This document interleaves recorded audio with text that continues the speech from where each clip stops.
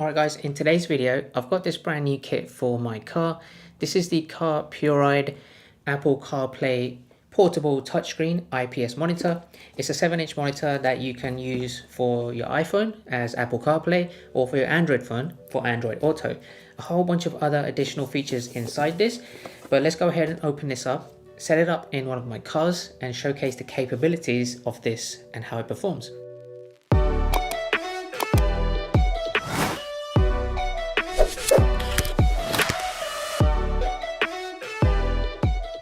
So here's everything in the box. This is the 7-inch IPS touchscreen portable display, and I'll showcase how to mount this in a second. Inside the box you have two different brackets that you can mount with. This is the windshield suction mount, which you can extend and position it in various different places. And if your windscreen is quite far back, then you also have the option to extend this out a little bit further. And then you also have a very long attachment from wherever you like to mount this. If you wanted to use this on your dashboard instead of the windshield, then you can connect it to the dashboard circular sticky mount pad here as well and just connect it directly onto this. You also have the dashboard mount itself that comes with very strong adhesive double-sided tapes here that you connect to the bottom like so, and then you just connect this to the back of the monitor, and this can also be positioned in various different ways, and this also rotates 360 degrees if you wanted to twist it like this and position it however you like. You also have the power adapter for your car and an auxiliary cable. This is the CarPlay manual, so you can read all of the information, but what I'm going to do is dive into setting this up in the car and running through all of the options on the screen on how you can set this up for both your iPhone or your Android phone. Now before I do that, let's go ahead and just show you how to mount this. You have 4 clips just there. If I take the dashboard mount, I would recommend stick this on first, take off the tape, make sure everything is ready. Then you simply just connect it and push it upwards, slot it into place, and there you have it, ready to use it. Then you've got the protective screen cover. Let's take that off. How nice does that look? Really great. I'm super happy with the design of this. Let's go ahead and test how responsive this is, how it performs, run through all of the different options. Now this comes in at $229, but take a look at the link in the description below. Check out the CarPlay website. They have a whole host of different types of kits for your cars. And this one specifically, I got without any attachment for a reverse camera, which you can also get as part of this kit, which I think is absolutely great if you wanted to take your capabilities of converting your car into having very high-end tech in there for your phone. And just before we head outside, just to quickly show you the ports and the buttons on the screen. Power button there on the top. On the left-hand side, this is the power port, a USB port, so you can actually play back any music files from your USB directly onto this. The AV out, you have yourself the camera in, so like I mentioned, if you do get the reverse camera option, that's where you'll connect it to. You also have a TF card slot. Likewise with the USB, you can also play back some media directly from the SD card, and then you also have a mic input there. So a very clean, very simple design. Let's go ahead and now set this up in one of my cars. Okay guys, so I've now mounted it on my dashboard. I found a very convenient position just here. I've got it plugged into the power adapter, which is just below the center console here behind the gear stick, and I've got this connected to the auxiliary port so that every sound that comes from this device comes from the car's speakers. Now I'm in this Volkswagen Up, and this one doesn't have any screen in this car, which is why this would be something perfect for a car like this.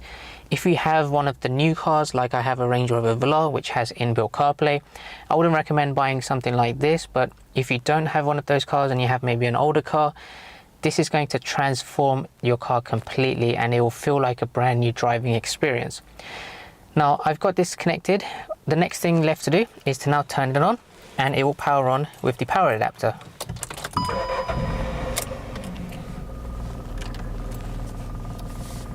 And as you can see, it loaded pretty quickly. Now just to run through some of the options here, you have something called iPlay, which essentially is your Apple CarPlay. The next one is Android Auto. Then you have AirPlay and Auto Link. This is screen mirroring options for your iPhone and Android. So if you wanted to share your screen and show people in the car something else, or if you maybe wanted to load up YouTube and watch videos on that when you're not driving, then you can do that via AirPlay. I'll run through the settings in a second, but you have your options to make phone calls, Bluetooth music. Like I mentioned earlier, you can play music back from USB or TF cards, and then you also have your radio transmitter here with FM radio. Let's go into settings, and this is actually pretty responsive. I like the touch of this, and it doesn't really cause any lag or delay. Make sure to have this speaker setting on so that you don't have double audio coming directly from this device and from your car stereo. But because I've connected it through the auxiliary, everything that I've got is going to come from the local stereo system inside the car. Various different options just there on the left hand side, so you can check all of your devices that you have connected, set it to Wi-Fi. You can go into Bluetooth settings, so I've just paired this with my iPhone. Go into paired phone, and then there's my phone there, and it's very quick and easy to do. It just showed up immediately. You confirm with the pairing code on your phone, and then it instantly paired. And then the last one, you have a video warning, park line, and these are settings that you essentially have if you set a rear parking camera along with this device. Now if I go back to home, the main thing you guys will probably use this for is Apple CarPlay. Now just before I load that, a couple of things at the top. You can make this into night mode just to dim the screen a little bit with the brightness. You can also make the background a little bit darker. If you need any more information, there's a little help button that explains who you can email for that. There's also a speaker bar just there on the top. If you're listening to music and for some reason you just wanted to mute the music quickly, the power button on the top actually doubles up as a mute button. So when I'm playing some music, to give you guys an example, I'll press that to mute the audio rather than me turning the volume all the way down on the knob in the central console. So now that's connected, I'll mount my phone here and I'll open up Spotify. There we go, Apple CarPlay, it's loaded. And pretty much with every Apple CarPlay system, you can get loads of different apps that are compatible. Of course, you can use this for navigation, which is going to be very convenient for a car that doesn't have inbuilt navigation like this one. And then for Spotify, those are the two main things that I would mainly use this for. But then you can also download other apps. YouTube Music, for example, is one of them. You can check your messages, make phone calls, do many different things that you guys are aware of. Let's go ahead and play back something on Spotify. Let's go here, and it will play through the auxiliary. I'm still fly, I know. I'm still fly, let's go. It could all be worse, I could be a hater like you. It could all be worse. Supposed to make the man, but I'll just mute it with the button at the top. And likewise, obviously I don't have controls on the car, on the steering wheel, anything like that to move the music forwards and backwards, so I would have to use the touchscreen. But it's so secure, the adhesive pads on this are very strong, so this won't move. It's very solid, as if it's kind of like inbuilt part of the car. And then I'll just have to use the touchscreen to go to the next songs. How quick and easy and very responsive as that. Of course, the sound quality will be the same as whatever your car stereo system is like, but that's expected. And this is something that has completely changed this car, which I feel like is getting a little bit older now, to something that's a little bit more modern by having just this screen in place. So I'll pause that, go back out, and likewise I now, with this package, have an inbuilt satellite navigation system in place with Google Maps. So if I wanted to go somewhere, I can add destination. Let's say I wanted to grab some groceries, quick and easy. There you go. Now I can just drive and it takes me exactly where I want to go without having to use my phone screen mounted on this magnetic phone mount that I have here. So it's a brand new experience, and I think for $229 this is absolutely worth it to completely transform your car into a more modern Apple CarPlay, Android Auto compatible car, which you can link to your stereo system itself. So there you have it, guys. That pretty much covers the majority of the things which I think you would like about this product.